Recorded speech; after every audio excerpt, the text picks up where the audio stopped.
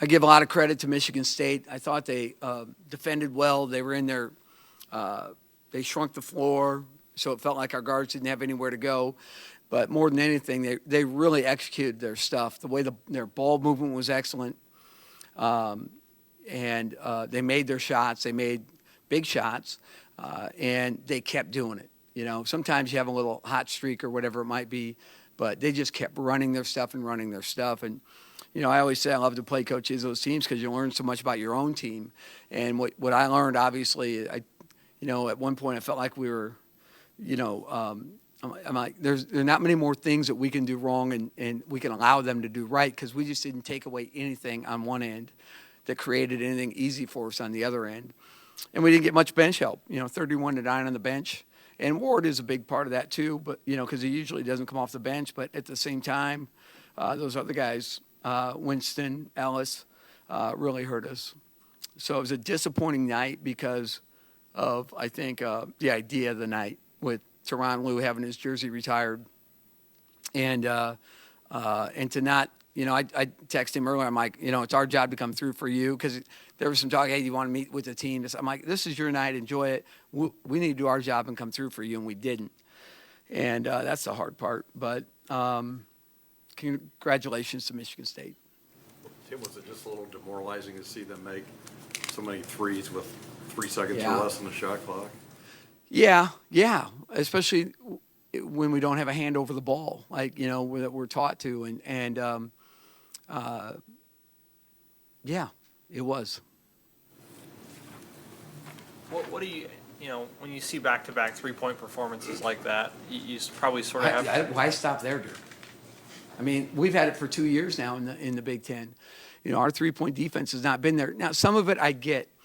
I mean, and I'm not going to name names, but I have to a little bit. So you take out a guy like Leslie Smith, healthy, Dave Rivers, healthy, and you put in, you know, guys that really can do some good things like Jack McVay and Michael Jacobson and even Jariah, but not as mobile, right? You take out the length of Tran Petaway and you put in Glenn Watson. There's some things there where they just stick it in your eye. So you're going to have some weaknesses.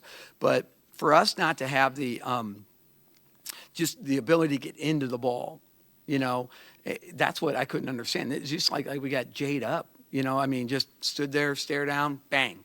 And they're talented guys. They're going to do that to you. And, you know, I just looked at our threes. We gave up a couple in transition. One, we have a kid close out short on the shot clock.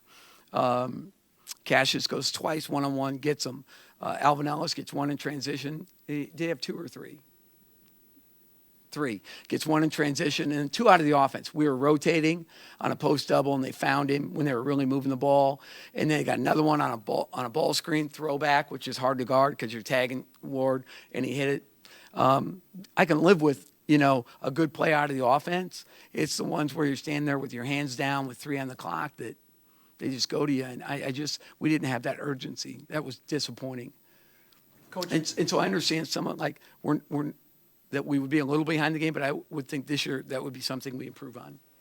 Is it, and when you see a performance like Sunday, I imagine that's a pretty big part of your, you know, points of emphasis 3 days later going into another game, right? Well, let's just say it came up, yeah. You know, I mean, it always is. Not allowing a high percentage of threes is something we've struggled with. And when I look at it schematically, oftentimes it's a small mistake here or there. Schematic, for instance, Bridges is 2 threes. So let's just put this in context. So we know he's going to get a ball screen from Ward or whoever, Goins. And we know where they're going to switch that or go over the top of it. But, you know, he gets it and he drives it once or twice and you realize, well, this guy's big and quick.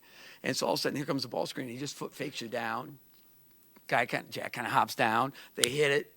The big's down a little bit and he just settles behind and he's good. I mean, he's really talented. So some of that's that. I mean, these are good guys, but there are too many of them. You know, I mean, we give up 8 out of 11 the second half. That's just, you know, Tum gets one, you know, right before the end of the clock. You know, there's only so much bad luck you have. I mean, you got to be tougher on the ball. Coach, Yeah. for those of us that cover Michigan State, this is by far the best game they played. In honesty, what do you think that's more the way they played, or quite frankly, maybe how your team played? I think you give credit where credit is due. Michigan State, I think Miles, came back from the injury, take some time. Maybe they're hitting their stride. And we had got them a few times in a row, so there's no doubt there's some incentive there.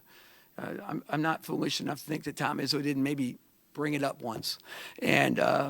But you don't live on that with these guys because generation, I mean, tradition and history to them is the length of their timeline on Twitter.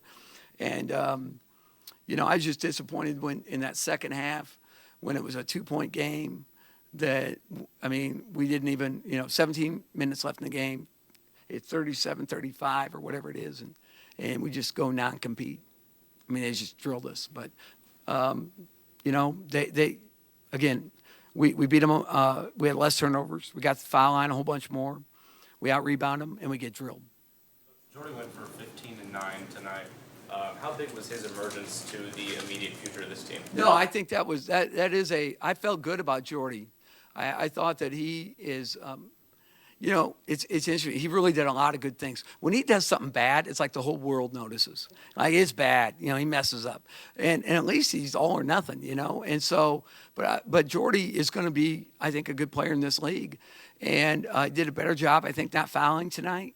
And he's just got to get out there. So I think starting him has helped me, give him a little bit longer rope and let him play through some of those errors. But I think we're going to continue to see him shine. I hope we do. Anything else? I think you can get Isaiah Roby off the schneid here a little bit. I keep, telling myself that, I should try and manufacture some things and do that. And then you get in the game and you're down 7 and you don't want to experiment very bad. So we need something out of that bench. We need more out of that bench. And when we've got it, we're golden. And if Webster and Watson are killers, then we don't need it very bad. But they weren't tonight.